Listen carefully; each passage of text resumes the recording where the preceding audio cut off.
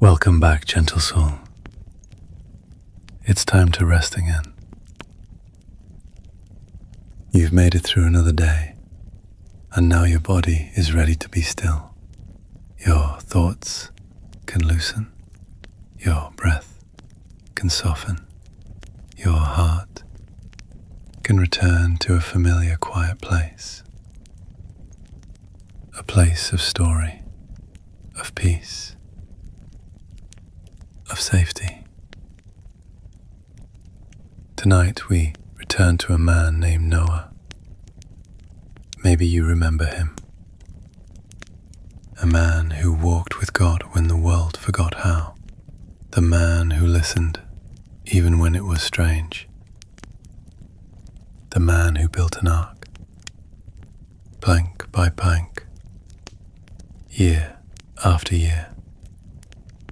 All because God whispered, "Prepare." Noah obeyed. He built something that had never been built. And when the first drop of rain fell, he stepped inside with animals 2 by 2 and his family close beside him. A door was shut and the rain came. The water rose. The earth was washed clean. And everything outside the ark faded into silence. But inside, there was waiting, day after day, week after week. Noah floated in the world where nothing looked familiar anymore. Just the sound of water, the breath of animals, and the quiet presence of God. And tonight, we join Noah there, not to rush to dry land, but to rest in the in-between. Because this chapter is not about motion, it's about trust. Let's float gently with him now. Into stillness. The rain had stopped, but the ark still floated. Water stretched far in every direction, no land, no trees, no sound except the soft creaking of wood and the breath of creatures tucked safely inside. Noah sat near a small window high in the ark, his hands folded, his eyes watching clouds move across a pale sky. He didn't know how long it had been since the rain began. He only knew that the world he had once walked on was gone. And now they waited. The ark rocked gently on the water, not harshly, not dangerously, just enough to remind him that the journey wasn't over yet. Sometimes he walked through the long wooden halls, passing the quiet rustle of hay, the soft shifting of feathers, the snorting of animals sleeping. He made sure they were fed. He checked every corner. He prayed as he worked. Because Noah's strength didn't come from knowing what would happen next. It came from knowing who was with him now. Outside, the sun rose and fell. Days passed, then weeks, then months. The sky stayed empty. The water stayed wide, but still the ark stood strong, because it had been built by God's direction and held by his hands. Inside, Noah's family gathered each evening. They spoke in low voices. They remembered what the earth had been like, the trees, the sounds, the warmth of grass under their feet. They wondered what it would be like when they stepped out again. But Noah never worried aloud. He always said the same thing with a quiet smile. God knows when the time is right. And then they would sleep, wrapped in peace, wrapped in patience, wrapped in the same faith that built the ark in the first place. One morning, Noah woke to something different, a new sound in the air. Not rain, not silence, but wind, a steady breeze moving across the surface of the water. And Noah knew God was doing something, not loudly, not suddenly, but gently, the same way he works in us. More time passed, and then the ark rocked just a little more than usual. A soft thud beneath the wood, a quiet, sacred moment. As the ark came to rest on the mountains of Ararat, Noah didn't rush to open the doors. He waited, he prayed, he watched. Because even when the ark stopped moving, the story wasn't finished. 40 days later, Noah took a small step toward hope. He opened the window, and he released a raven into the sky. It flew back and forth but didn't return. Then he tried again. This time, a dove. It fluttered out, wide wings shining in the sunlight. But that evening, it came back, tired, empty, no place to land. So Noah waited 7 more days, and again, he released the dove. This time it returned in the evening with something in its beak, a fresh olive leaf, soft, green, alive. Noah held it gently in his hand, and a tear traced down his cheek. Life was growing again. 7 days later, he sent the dove once more, and this time it did not return. It had found a home, a place to rest, and Noah knew the earth was trying. Then, one morning, the voice of God came again.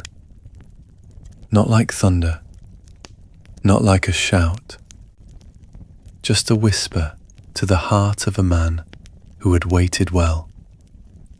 Come out of the ark, you and your family, and every living creature with you. And so, after more than a year inside, Noah opened the door, and for the first time in a long time, his feet touched the earth. The ground was soft beneath him. The air was fresh. The sky was open and wide and waiting. And Noah, he did not run. He did not celebrate first.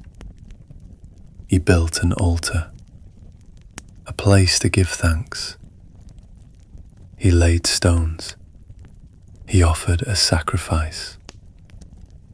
He looked up, not down, because Noah knew the only reason he had made it through the flood was because God had never left the ark. And God saw Noah's heart, and he spoke gently, like a lullaby to the earth. Never again will I curse the ground because of man. As long as the earth endures, seed time and harvest, cold and heat, summer and winter, day and night, shall never cease. And in the sky above, God painted a promise, a rainbow, soft as breath, bright as mercy. A reminder that even when everything else washes away, God remembers. So now, dear one, the ark has landed, the wind has quieted, the world is beginning again. You too are safe. You too are remembered. You too can sleep. Let your breath slow. Let the waters still. Let your heart rest in the promise that the God who carried Noah through the storm carries you even now. Good night. The sun was soft that morning, not fierce, not sharp, just gentle, spreading light like golden honey over the hills, the grass, the clean and quiet earth. Noah stepped forward slowly, his bare feet sinking into the soil. It was warm, alive, different. The world had changed. The noise of the flood was gone. The rushing waters had dried up, and in its place was stillness, a stillness full of wonder. The animals stepped out after him, 2 by 2, some blinking into the light, some moving with cautious steps, some lifting their noses to the breeze, smelling air that carried no fear, no thunder, no wetness. Birds fluttered, cattle wandered. Tiny insects buzzed in the grass. Everything starting again. And in the middle of it all stood Noah. Old, tired, and deeply grateful. He did not run to explore. He did not shout or claim the earth. He simply gathered stones. He built an altar, and he worshipped. He remembered the long days of building, the years of waiting, the first drops of rain, the endless nights on water. He remembered the voice that told him to prepare, and the silence that came afterward. He remembered the dove, the olive leaf, the door swinging open to the light. And he knelt by the altar, and he gave thanks. The fire on the altar burned slowly. Its smoke curled into the air like prayer.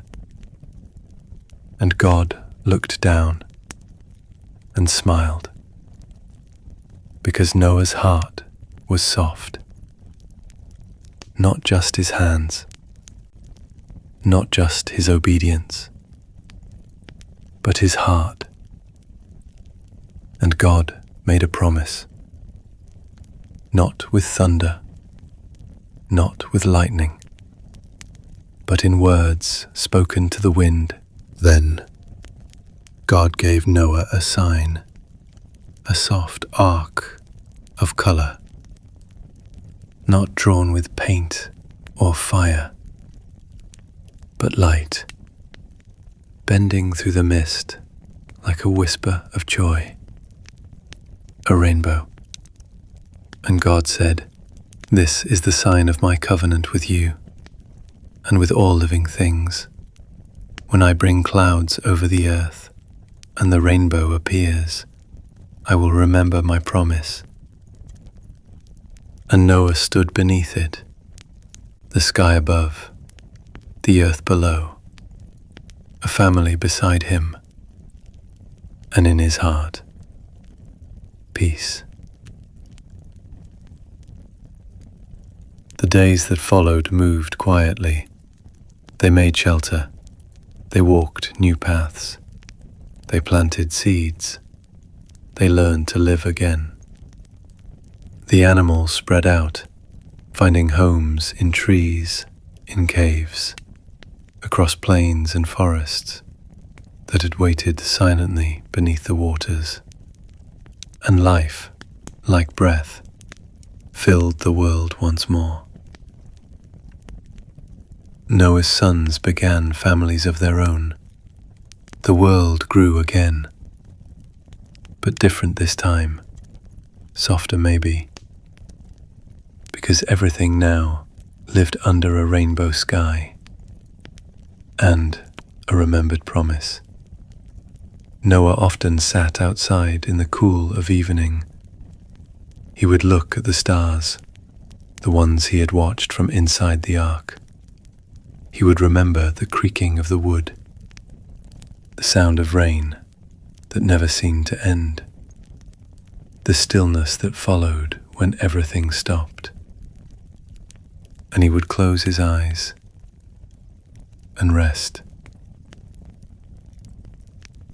He lived long, not just in years, but in gratitude. He saw his grandchildren run in the fields. He saw fruit ripen on trees.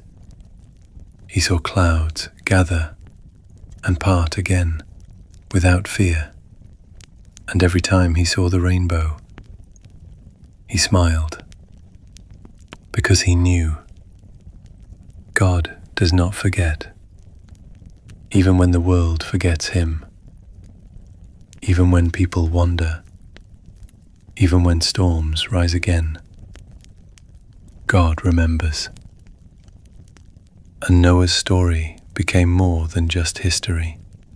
It became a reminder that obedience matters, that faith can float when the world drowns, that hope survives even the flood, and that God's promises stretch farther than any storm.